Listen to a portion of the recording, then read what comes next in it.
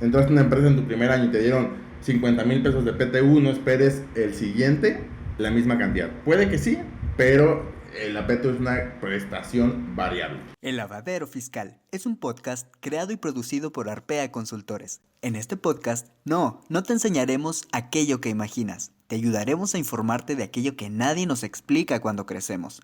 Los impuestos. Y podrás hacerlo mientras tomas un baño, te tomas un café, estás en el tráfico, en la oficina o en cualquier lugar. Hola familia, excelente domingo, bienvenidos a un episodio más de Lavadero Fiscal. Yo soy Eric. Yo soy Arturo. Y cuéntanos, amigo, ¿cómo estás hoy? Muy bien, muchas gracias. ¿Tú qué tal? Emocionado. Todo bien. Estamos empezando mes, es 2 de mayo, y eso nos lleva al tema del día de hoy. Es un tema que siempre escuchamos en los periódicos, en la radio, en la tele, de las utilidades. Las famosas utilidades, o el nombre es la participación de los trabajadores en las utilidades, o también PTU. En este episodio les vamos a comentar algunas generalidades. Todo este mes vamos a estar hablando de la PTU, desde la visión del patrón, del trabajador, también de la reforma que se publicó hace unos días en tema también de la PTU. Pero en este episodio vamos a hablar del reparto de la PTU del ejercicio o del año 2020. Es correcto, de hecho es un tema que ha estado en discusión en estos meses. Lo hemos visto en las noticias, lo hemos escuchado hasta en Facebook, creo. Sí. Y pues obviamente ahorita lo estuvieron discutiendo los diputados y senadores. Al día de hoy está publicado, es por eso que también ya nos atrevemos a hablar un poquito del tema, porque siempre cuando hay un tema que se está discutiendo en el Congreso es como hablar de nada. Son puros chismes y nos convertiríamos en Ventaneando o algo por el estilo. Porque al final no podemos hablar de un tema que no está discutido y que no está 100% en la ley. Sí, claro. Es solamente parte del proceso legislativo. Pero bueno, en general, la participación de los trabajadores en las utilidades de la empresa, a.k.a. la PTU, mejor conocido como la PTU, viene desde la Constitución Política, como tal vez algunos ya lo han escuchado, o si no lo han escuchado ahorita lo sabrán, pero muchos países concuerdan en que la Constitución Política que tenemos en México es de las mejores que hay a nivel mundial. Entonces, justamente en nuestra Constitución tenemos muchos de los fundamentos de lo que nos rigen día a día, entre ellos los impuestos, y en este caso la PTU. Fue justamente por darle esta parte humana al trabajador, donde todo lo que puede llegar a generar una empresa, pues sí es porque el empresario aportó dinero, capital, etcétera, pero también muchas de las partes que se realizan en la empresa es por los trabajadores. Entonces lo que se busca con la PTU es que ese trabajador pueda tener una parte de todo lo que produjo durante el año. Exacto. Y que pudo obtener esa empresa gracias a él. Esto apareció en 1917, pero casualmente, y aquí es una mega laguna en la ley, porque no apareció en la Ley Federal del Trabajo hasta 1962. Ok. Que fue cuando lo implementaron. Entonces, justamente en ese momento fue cuando se crea en la Ley Federal del Trabajo todos los artículos relacionados a la PTU, que creo que ahorita tú nos vas a hablar un poquito de eso.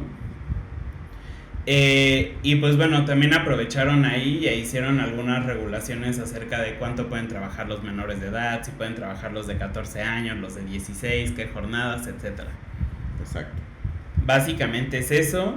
Fue simplemente por hacer más humana esta parte laboral y porque las personas que están trabajando puedan recibir una parte de todo lo que producen. Pero aquí, ojo, es bien interesante, porque al final del año voy a hablar exclusivamente como las personas morales, que son las que pueden traer más inversión a México.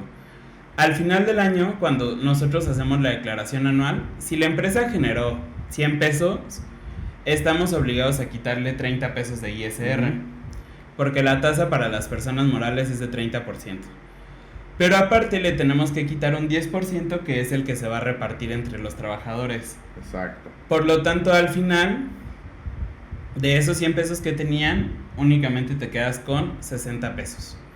Y ahí es bien interesante porque muchas veces las personas extranjeras que vienen a invertir a México ven la PTU como un impuesto adicional. Sí. Donde al final de los 100 pesos que tenían únicamente se quedan con 60, porque 30 se los dan al SAT y 10 a los trabajadores. Digo, al final no es un impuesto, no se queden con esa idea, pero pues justamente es como una parte que ya no te estás quedando tú como empresario o como inversionista y que sí tienes que repartir con terceros. Sí, al final de cuentas son figuras que se han adoptado en algunos países, generalmente en Latinoamérica, y países como Estados Unidos, Canadá, pues no conocen la figura. China también, por ejemplo. Japón.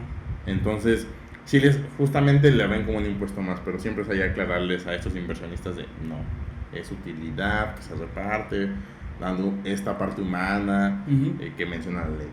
Y bueno, para ya iniciar con el tema de la PTU, es importante comentarles que el porcentaje que se reparte lo determina la Comisión Nacional para la Participación de los Trabajadores en las Utilidades de las Empresas.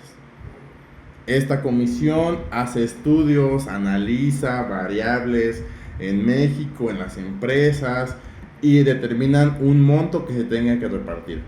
En la investigación que hicimos, pues el porcentaje siempre ha sido del 10%. Nunca se ha hecho una variación a esta participación que tienen los trabajadores. Sin embargo, se tiene que hacer esta comisión, se la determina el presidente, y ahí es un proceso que se hace, pero cada año, al menos hasta 2021 va a haber un cambio.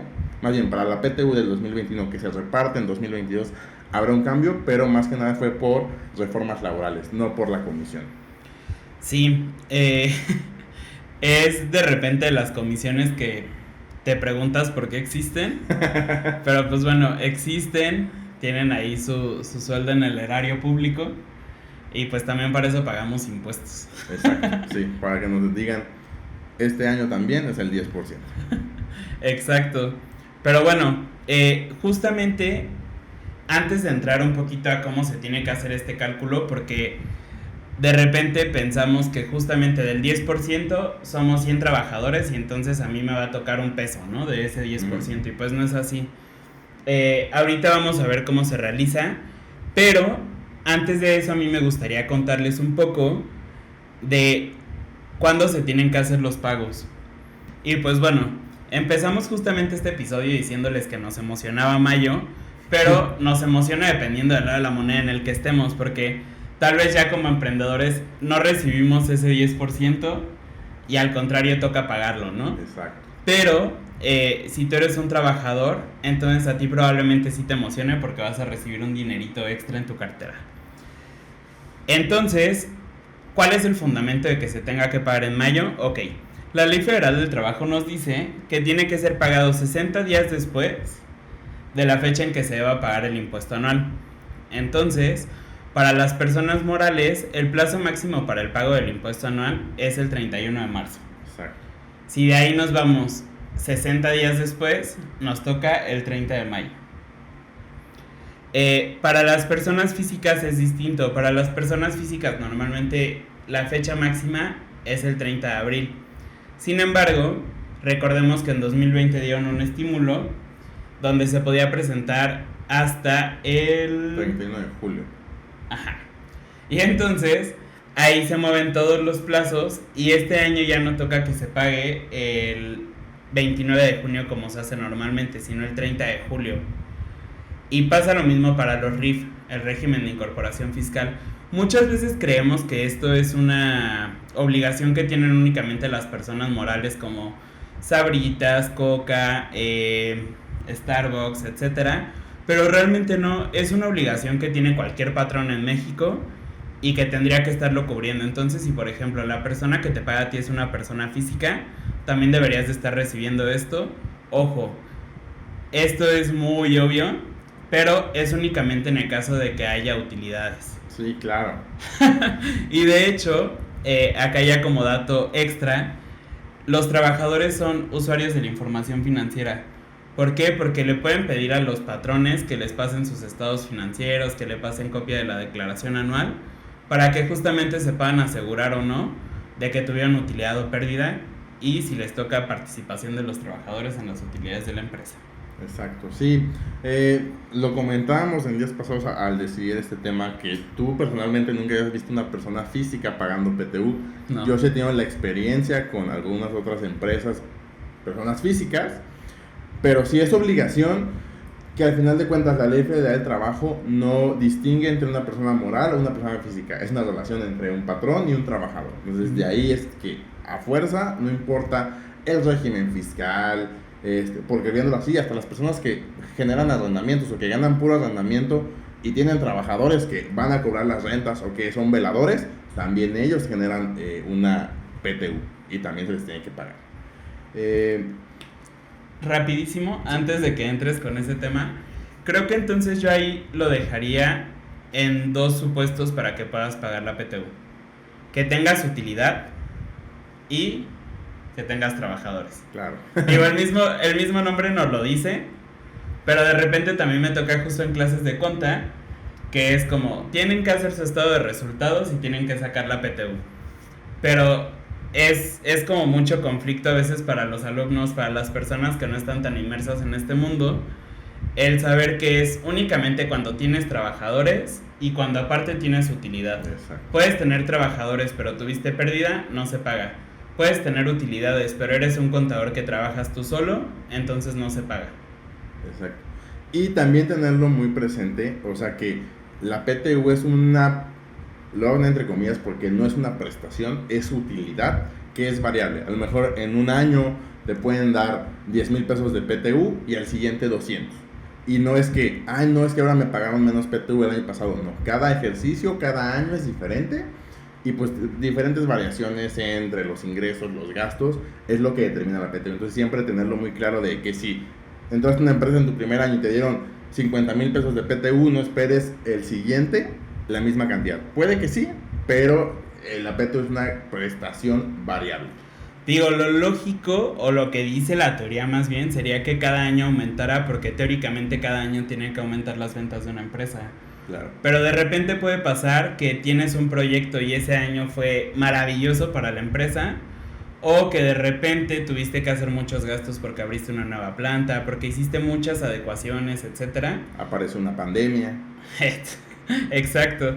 Y entonces eso hace que tus utilidades se disminuyan muchísimo y que si por ejemplo en 2020 recibiste de 2019 50,000 pesos, pues ahora probablemente en 2021 de 2020 y dependiendo cómo se afectó el giro donde trabajas, pues no sean 50,000 pesos, pueden ser hasta 5,000 o pueden no haber. Exacto. Entonces solo tener eso en claro, porque de repente también pasa que piensan que es como una obligación del patrón y sí lo es, pero no es obligación mantener el mismo monto, a excepción de ciertos casos. Sí, exacto. Y bueno, entonces ya vimos un poco del tema de la historia, de cómo se calcula el porcentaje que es el 10% de las utilidades de las empresas, cuándo se tiene que pagar dependiendo qué tipo de empresa eres o qué tipo de régimen o sociedad eres. Y ahora vamos a platicar de cómo se va a pagar la PTU del 2020, que se tiene que pagar en estos días. ¿Por qué hago un énfasis en 2020? Porque con la reforma que hubo van a cambiar las reglas del juego. Aún estamos, el siguiente episodio queremos justamente tocarles el tema de cómo van a ser las nuevas reglas para la PTU del 2021, pero ahorita vamos a enfocarnos al cálculo que estaríamos haciendo o que estarían recibiendo en este año. Lo primero es que la PTU se tiene que dividir en dos partes. Ajá. La primera parte se reparte por igual entre todos los trabajadores, considerando los días que hayan trabajado. Es decir, si son 5 trabajadores y todos trabajaron todos los días del año, pues se suman los días del año y pues se divide en partes iguales. Pero puede haber faltas injustificadas, permisos sin goce de sueldo u otras afectaciones que hagan que disminuyan tus días. Aquí es donde no conviene ponerse borrachos y faltar el lunes. Exacto, porque en su PTU se verán afectados. Y la otra parte, el otro 50%, se divide entre el total de los sueldos que se hayan pagado durante el ejercicio, durante el año. Aquí hay unas reglas que se las tocaremos en los siguientes episodios, de cuando son por ejemplo gerentes, administradores, los mismos socios o directores, cómo ellos juegan o no en la PTU. Y pues básicamente es todo. O sea, la PTU se divide en dos: el 50% entre los días trabajados del total de los trabajadores, el otro se encuentra entre el salario devengado o el salario pagado. Y la parte ya de impuestos la estaríamos platicando en el episodio 19 y 20, donde ya hablamos de las partes exentas y de cálculo especial o no, y bueno, hay diferentes cosas de impuestos. Sí, digo, la verdad es un tema extraño, porque definitivamente si ustedes lo platican con algún extranjero, les va a contar que no tienen estas figuras en su país. Hay algunos países que tienen cosas similares, pero realmente no existe algo tal cual como que la empresa tenga que darle a sus trabajadores parte de la utilidad. Pero digo, beneficia a algunos, perjudica a otros. Es un tema que siempre ha sido como complejo, y justamente parte de la negociación que estuvieron teniendo en todo este periodo legislativo. Ajá, exacto. Fue que justamente a los patrones a veces les beneficia, a veces les perjudica, pero pues siempre representa una salida de dinero. Y pues para los trabajadores siempre es un beneficio, ¿no?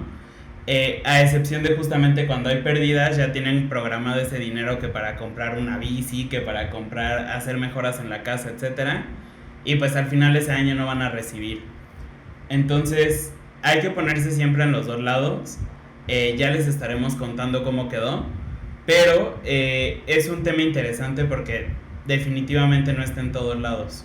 Sí, esa es estar presentes en el tema de cómo va funcionando esto, porque justamente en esta discusión del pago de la PTU era de, imagínense a una empresa no tan grande que tiene que pagar su nómina normal más adicional un pago de unas utilidades, que al final de cuentas en su flujo sí le afecta. Entonces financieramente las empresas decían, oye, pues es que no puedo pagar una PTU, porque puede ser que sí hayan tenido un año muy bueno, pero ese mismo dinero o utilidad que quedó, pues ya lo invirtieron y ya no lo tienen de manera líquida. Entonces siempre ha sido un tema de discusión la PTU.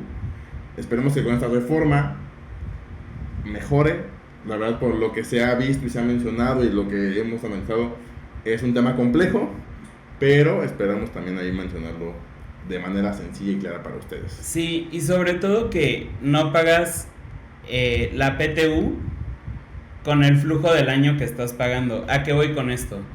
Tú no pagas la PTU de 2020 con el dinero de 2020, más bien es con el de 2021. Y si por ejemplo estuvo este famoso tema de la pandemia que todavía tenemos al día de hoy, pues evidentemente se te complicaba un poquito el pagar la PTU de 2019 con el dinero de 2020. Entonces es justamente ese tema de flujo de efectivo el que de repente era como muy discutido y que se tuvo que tomar en consideración definitivamente, porque por ejemplo sí había algunos rubros que estaban topados, como justamente la prestación de servicios, etcétera, a un mes de sueldo, pero todos los demás no estaban topados. Entonces de repente podía que ganaras muchísimo más en el año de tu PTU sí.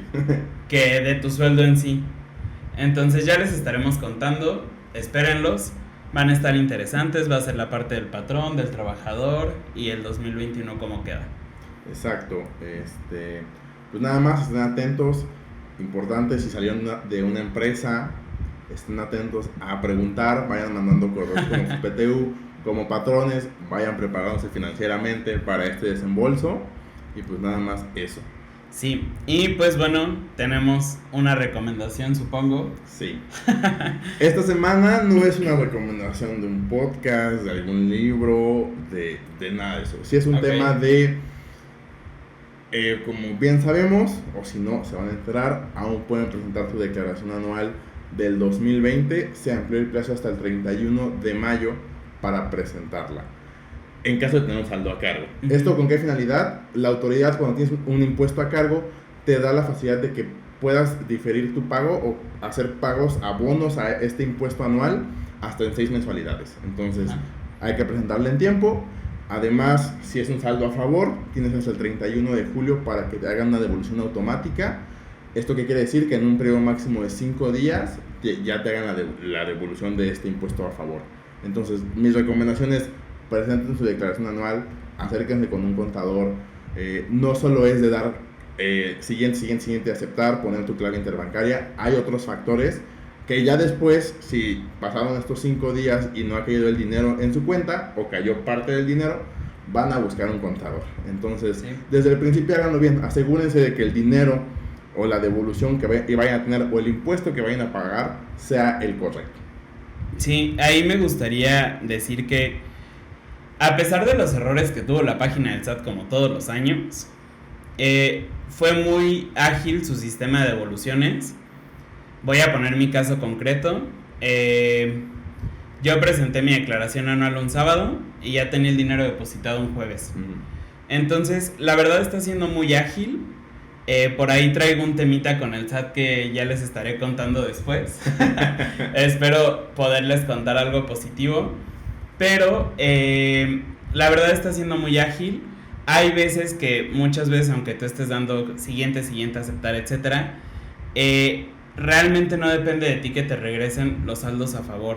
Nos pasó también con algunas personas que justamente parte de lo que se trató en este periodo legislativo fue el outsourcing, porque pues ya se sabe las malas prácticas que tienen, ¿no? Entonces, muchas veces los outsourcings no pagan el impuesto de las personas y eso hace que el SAT le diga, ¿sabes qué? Entiendo que tal vez no es tu problema, pero pues yo no te puedo regresar un dinero que yo no tengo, entonces no te voy a dar tu devolución. Ahí, tip, está la Procuraduría y la Defensa del Contribuyente, la PRODECON, pueden acudir con ellos y también les pueden apoyar en caso de que no tengan los recursos para pagarle a un contador, porque pues también es cierto que muchas veces al ser un servicio profesional, etcétera, pues puede ser lo que te va a costar pagarle al contador, lo que te van a regresar de devolución. Claro, entonces, sí. hay veces en los que también estamos conscientes de que no vale tanto la pena y acérquense a la PRODECON y ahí es un proceso desde luego un poco más tardado porque pues es gratis, pero les pueden apoyar sin problema alguno. Exacto, solo eso. Y pues bueno, esto fue Lavadero Fiscal. Yo soy Eric. Yo soy Arturo. Juntos somos Arpea y nos vemos el próximo domingo. Adiós. Gracias por permitirte este rato para mejorar tu cultura fiscal en este lavadero. No te olvides de seguirnos en nuestras redes sociales como Arpea Consultores y en nuestra página web www.arpeaconsultores.com. Nos escuchamos el próximo domingo.